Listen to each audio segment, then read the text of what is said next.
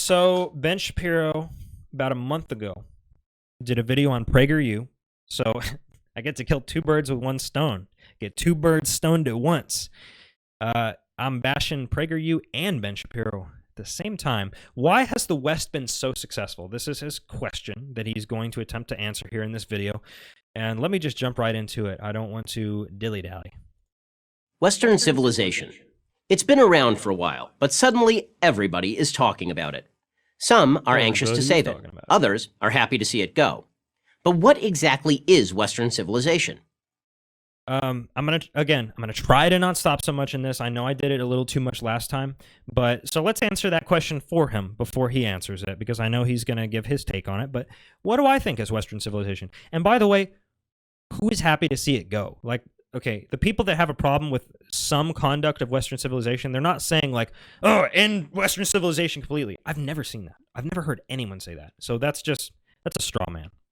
But what do I think Western civilization is? Well, I suspect that I know how Ben is going to answer this question. But to me, Western civilization is a fairly arbitrary concept linking certain regions of the world and largely ignoring or diminishing other civilizations of the world, such as Mesopotamia, China, Africa, Mesoamerica. It's often used to push a hyper-defensive posture for things like Judeo-Christian values. This is one of the things that Ben Shapiro talks about ad nauseum.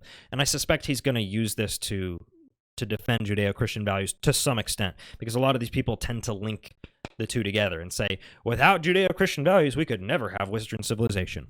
So let's go ahead and see what he has more to say. Is it the great cathedrals of Europe or the Nazi concentration camps? Is it the freedoms secured in the U.S. Constitution or chattel slavery? Life-saving medicines or poison gas? The left likes to focus on the bad: genocide, slavery, environmental destruction. No, that's just not true. We like to focus on reality.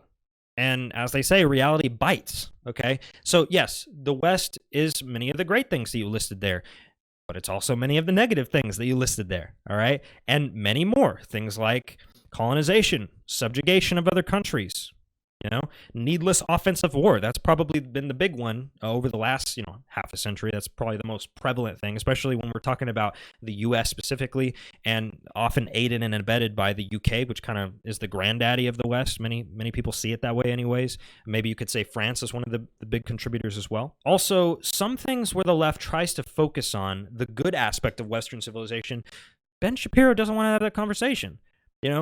Universal healthcare is one of those things that, yes, was largely pioneered in the West, but Ben Shapiro is not in favor of it. He thinks that it's akin to slavery. He's literally said as much. So when we do try to focus on some of the good aspects of Western civilization, some of the things that we have discovered through the scientific method, which he'll probably go on to talk about, that's the other thing that people tend to say, oh, the West invented science, and that's, open and shut case, that's why the West is so fucking amazing. And to some extent, that's true. But, many Western societies have championed tuition-free public college. We have championed the need to follow some kind of international law, right? This idea that countries are not above the law and that they can't just aggressively invade other countries for no reason without cause. So, and Ben Shapiro is against universal healthcare. He's against tuition-free public college, and oftentimes he supports countries that violate international law, such as Israel, the U.S. He was in favor of Iraq. He's in favor of the illegal occupation in Palestine. So, there are many things that the left likes to look at that are good about Western civilization that he just ignores and doesn't seem to really care about here, doesn't bring that up, that he himself has many critiques of the West, according to his ideology. So let's continue. But those have been present in every civilization from time immemorial. The positives are unique to the West: religious tolerance, abolition of slavery, universal human rights, the development of the scientific method. These are accomplishments of a scope and scale that only the West can claim. Only the West can claim. Okay, half of these are just totally wrong. Abortion.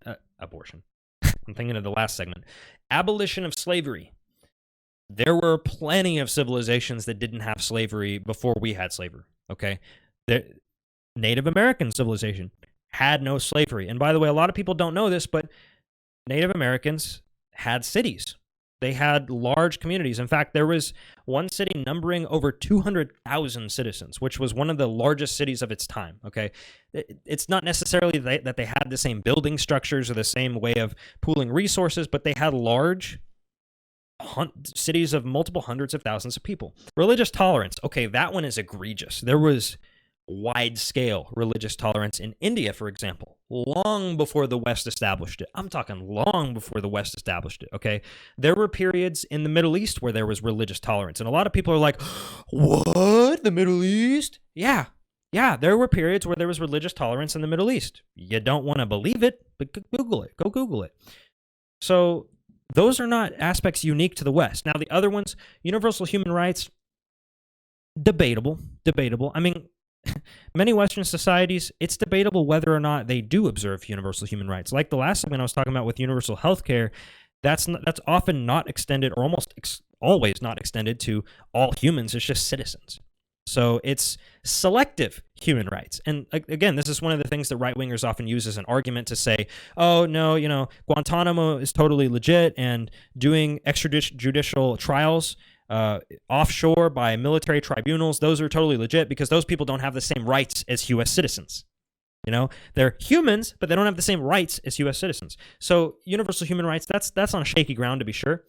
And development of the scientific method, that's the one where he has some credibility, right? That's, yes, the scientific method was largely developed here, but some of the base kind of groundwork that was laid that later led to the development of the scientific method came out of places like Egypt. Let's move on. Claim. These aren't the only achievements that make the West special and uniquely successful.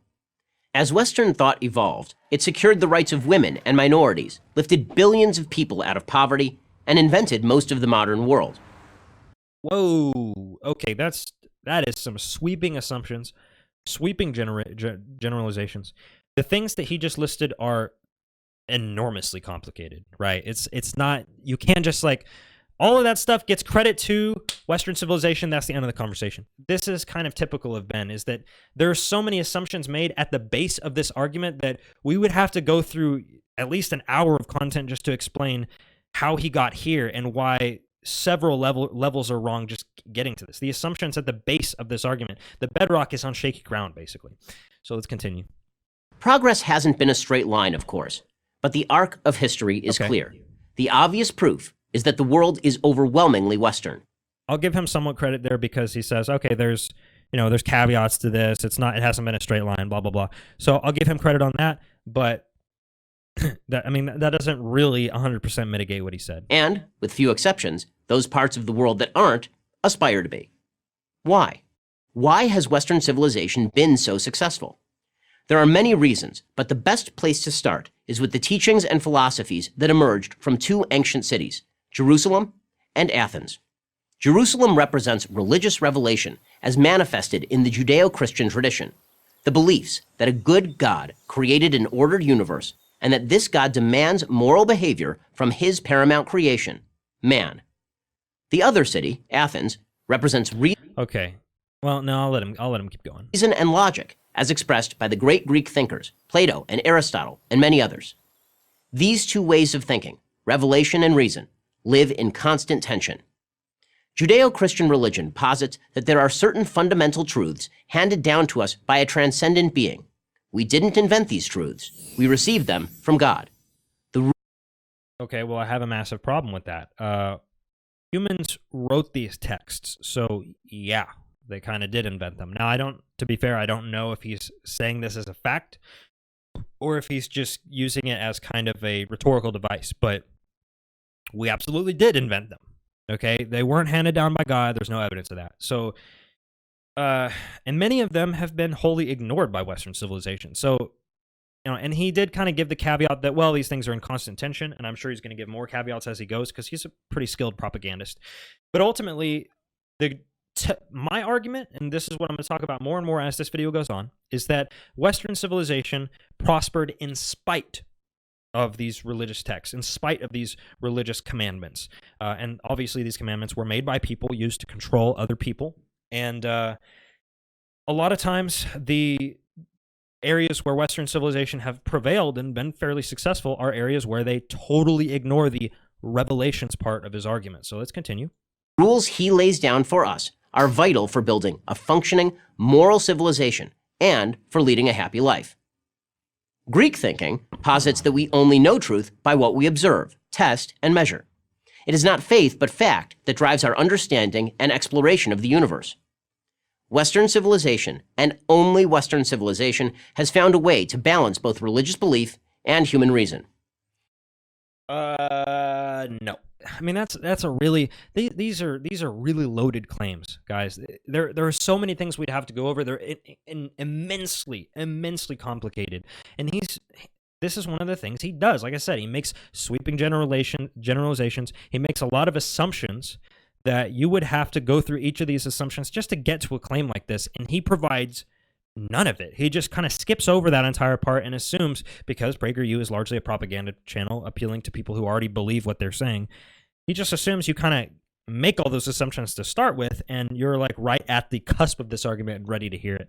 So Western civilization has been successful virtually entirely due to the reason element and often in spite of the revelations argument. You know, things like abortion, stem cells, opposition to gay marriage, tribalism against the Middle East and the subsequent unlawful invasions over there and the unnecessary wars that we've done.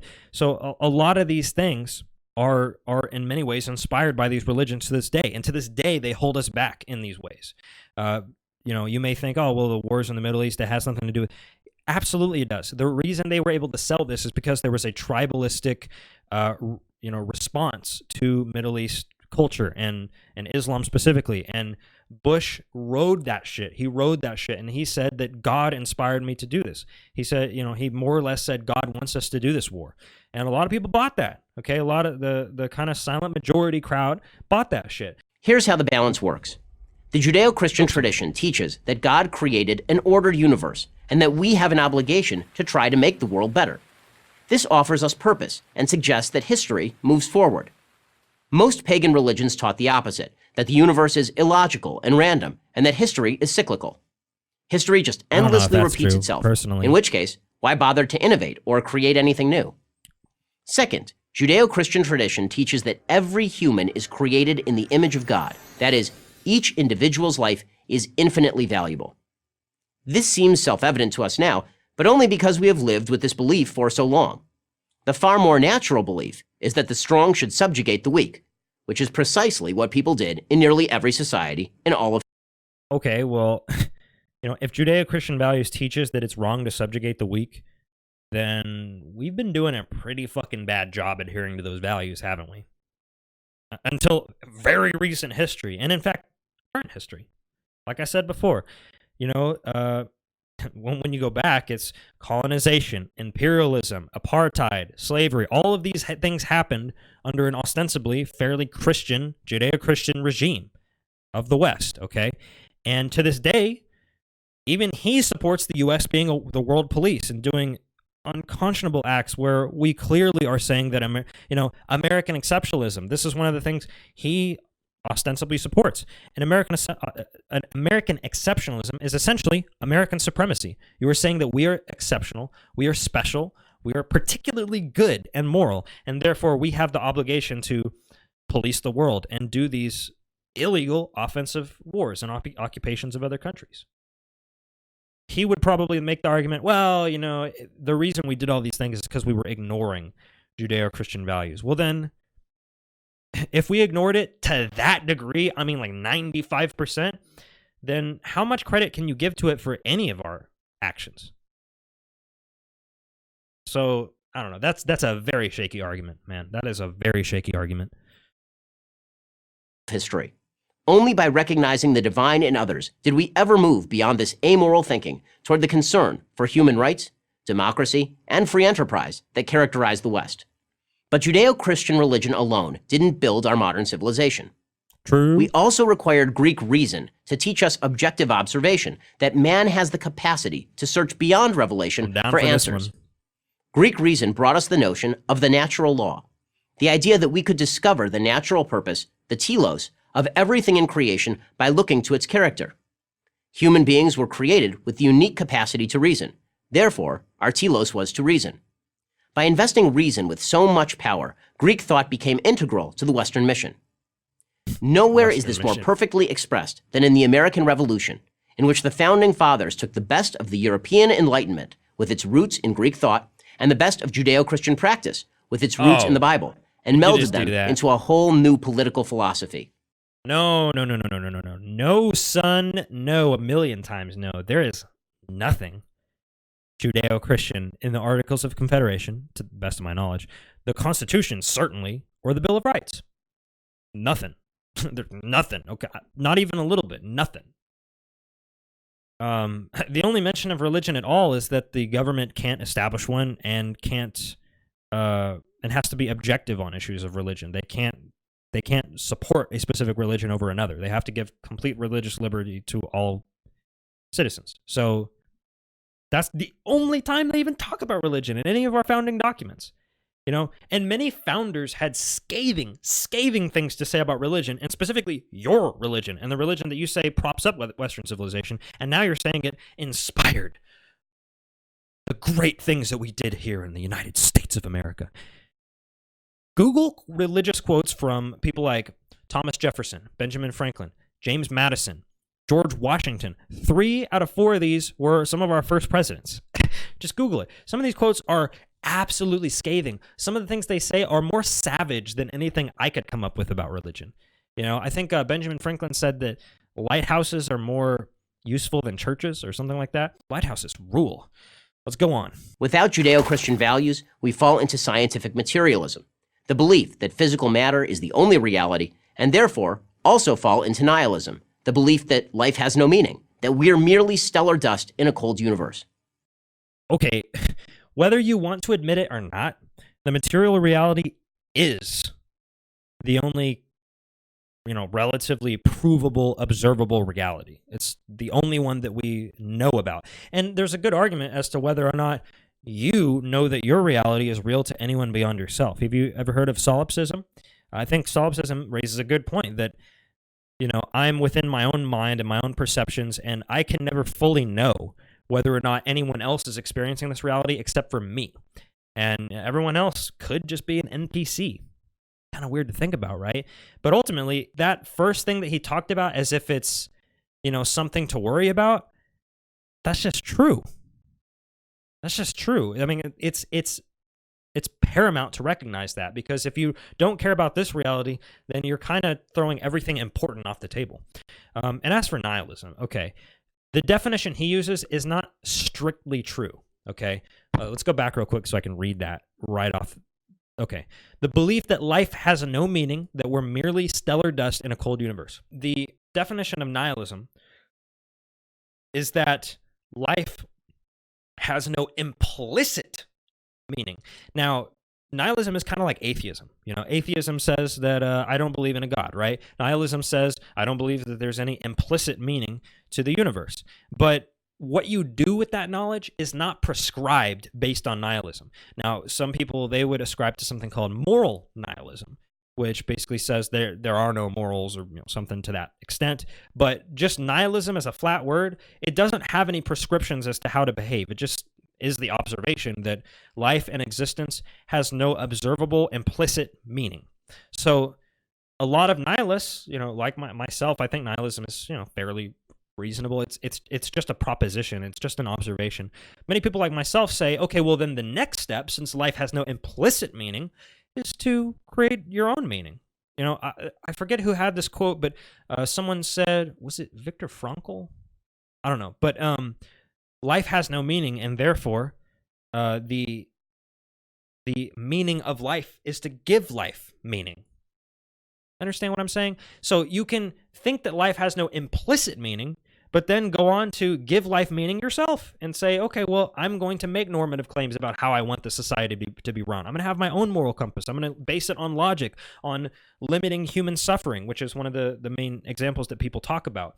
So he's smearing nihilism here. He's really, really smearing nihilism. And in my mind, there's something different between moral nihilism and just, a friend of mine calls it existential nihilism, or existentialist nihilism. So nihilism does not necessarily mean that you're just going to run around and be an amoral being and do whatever the fuck you want. It doesn't make any prescriptions like that, and he kind of pretends that it does, or at least he heavily implies it. He's using it in a pejorative sense here. In a cold universe. Without Greek reason, we fall into fanaticism, the belief that fundamentalist adherence to unprovable principles represents the only path toward meaning. Okay, I agree with that. Fanaticism is bad. The Soviet Union, Communist China, and other socialist tyrannies rejected faith and murdered 100 million people in the 20th century. Oh my God. This is, there was no way we were getting through an entire Ben Shapiro video without Soviet Union and Communist China murdered millions of people. Which, to one extent or another, you could make the argument that that's true, right? But let's just examine the claim from a statistical perspective.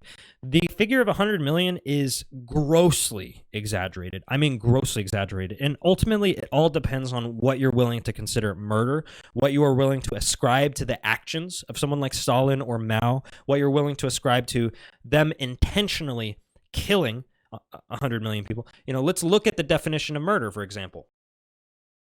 Okay, so to kill a human being unlawfully with the premeditated malice, okay, to slaughter wantonly. So can we say that 100 million of these deaths were malicious and intentional by Stalin and Mao? Abso-fucking-lutely not. Can we say that a certain number of them were?